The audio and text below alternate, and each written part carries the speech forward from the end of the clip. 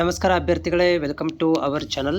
ಅಭ್ಯರ್ಥಿಗಳೇ, ಇವತ್ತು 29 as per the 29 notification ಪ್ರಕಟಣೆ ಪ್ರಕಾರ ಇವತ್ತಿಗೆ ನೀವು ಸೀಟ್ ಮ್ಯಾಟ್ರಿಕ್ಸ್ ಆಪ್ಷನ್ ಎಂಟ್ರಿಗಳನ್ನು ಮಾಡುವಂಥದ್ದು, ಸೀಟ್ ಮ್ಯಾಟ್ರಿಕ್ಸ್ ನೋಡಿಕೊಂಡು ಆಪ್ಷನ್ ಎಂಟ್ರಿ ಮಾಡುವಂಥದ್ದು, ಕಾಲೇಜ್ಗಳನ್ನು ಆಯ್ಕೆ ಮಾಡ್ಕೊಳ್ಳುವಂಥ ಪ್ರಕ್ರಿಯೆ ಕಂಪ್ಲೀಟ್ ಆಗುತ್ತೆ. ಅಂದರೆ ಇಟ್ ಮೀನ್ಸ್ 3ನೇ ಸುತ್ತಿನ ಕೌನ್ಸಿಲಿಂಗ್ ಪ್ರಕ್ರಿಯೆ ಇವತ್ತಿಗೆ ಕಂಪ್ಲೀಟ್ ಆಯಿತು.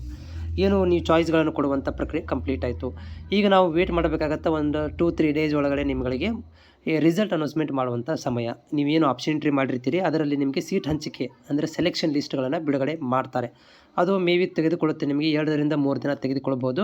2 ರಿಂದ ಅಂದರೆ ಇವತ್ತು ಏನೊಂದು ಆಪ್ಷನ್ ಎಂಟ್ರಿ ಕ್ಲೋಸ್ ಆಗಿದೆ, ಇವತ್ತೊಂದು ಬಿಟ್ಟು ನಾಳೆಯಿಂದ ಪ್ರೊಸೆಸಿಂಗ್ ಮಾಡಲಿಕ್ಕೆ ಸ್ಟಾರ್ಟ್ ಮಾಡ್ತಾರೆ. ಯಾವ್ಯಾವ ಕಾಲೇಜುಗಳಲ್ಲಿ ಹೇಗೆ ನಿಮ್ಮ ಒಂದು ಕಾಸ್ಟ್ ಮತ್ತು ಪರ್ಸೆಂಟೇಜ್ ತಕ್ಕಂತೆ ಸೀಟ್ ಹಂಚಿಕೆಯನ್ನು ಮಾಡ್ತಾ ಬರ್ತಾರೆ. ಅದಕ್ಕೊಂದು 2-3 ದಿನ ಲೇಟ್ ಆಗ್ಬೋದು ಅಂತ ನಾನು ಬಯಸಿದ್ದೀನಿ. ಅದಕ್ಕಿಂತ ಮೊದಲಾದರೂ ತುಂಬ ಒಳ್ಳೆಯದು, ಬಟ್ ಆಗೋದಿಲ್ಲ.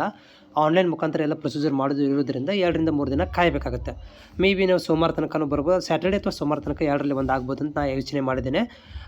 ಈಗ ನೋಡಿ, 3ನೇ ಸುತ್ತಿನ ಒಂದು ರಿಸಲ್ಟ್ ಫಲಿತಾಂಶ ಇದು ಬರುತ್ತೆ. ಆಮೇಲೆ ಇದಾದಮೇಲೆ ಇನ್ನೂ ಒಂದು ರೌಂಡ್ ಆಗುತ್ತೆ, ಇನ್ನೂ ಒಂದು ರೌಂಡ್, ಟೋಟಲ್ 5 ರೌಂಡ್ ಅಂತೇಳಿ ಅವರು ನೋಟಿಫಿಕೇಷನ್ದಲ್ಲಿ ಹೇಳಿದ್ದಾರೆ. ಒಟ್ಟು 5 ರೌಂಡ್ಗಳು ಅಂತೇಳಿ. ನಿಮ್ಗೆ ಇನ್ನೂ 2 ರೌಂಡ್ ಬಾಕಿ ಇರುವಂಥದ್ದು.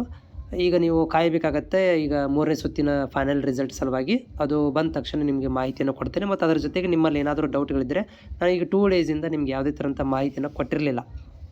ಇದು ನಿಮಗೆ ರಿಮೈಂಡರ್ ವಿಡಿಯೋ ಅಷ್ಟೇ. ಏನಂತಂದರೆ 29ಕ್ಕೆ ಇವತ್ತಿಗೆ ಏನಾಗಿದೆ ಅಂದರೆ ಆಪ್ಷನ್ ಎಂಟ್ರಿ ಮಾಡುವಂಥ ಒಂದು ಪ್ರಕ್ರಿಯೆ ಕಂಪ್ಲೀಟ್ ಆಯಿತು ಅಂತ ನಿಮಗೆ ಮಾಹಿತಿಯನ್ನು ಕೊಡ್ತಾ ಇದ್ದೀನಿ ಅಷ್ಟೇ.